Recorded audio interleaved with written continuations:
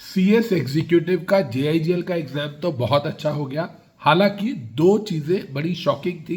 पहला, बोला गया था 20 मार्क्स का एमसीक्यू आएगा, एक भी एमसीक्यू नहीं आया एग्जाम में। एंड सेकेंडली, बेटा पूरा का पूरा पेपर केस स्टडी बेस्ड आया है, तो जिसने राइटिंग प्रैक्टिस की होगी वही बच्चा will be able to make out the exam. अब हम बात करते हैं अपने नेक्स्ट एग्जाम की तरफ।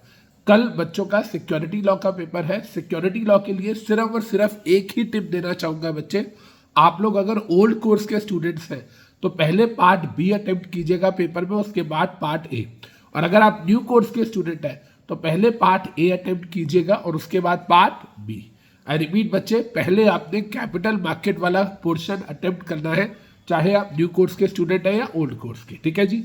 इसके अलावा जिन लोगों का परसों कंपनी लॉ का एग्जाम है उनके लिए बड़ी इंपॉर्टेंट चीज बेटा, चाहे आप ओल्ड कोर्स के स्टूडेंट हैं या न्यू कोर्स के स्टूडेंट, आप रिवीजन भी पहले पार्ट बी की करेंगे और आप एग्जाम में भी पहले पार्ट बी ही अटेम्प्ट करेंगे। मतलब पहले आप directors general meeting, CSR and annual report इनकी रिवीजन करेंगे। एंड पेपर में भी आप यही 40 मार्क्स वाला जो आपका पोर्शन है इसको आप पहले अटेम्प्ट करेंगे और फिर उसके बाद नए कोर्स के बच्चे पार्ट ए को रिवाइज करेंगे एंड ओल्ड कोर्स के बच्चे तो पार्ट ए के बाद पार्ट सी को भी करेंगे, क्योंकि उनके कोर्स में 3 पार्ट्स हैं।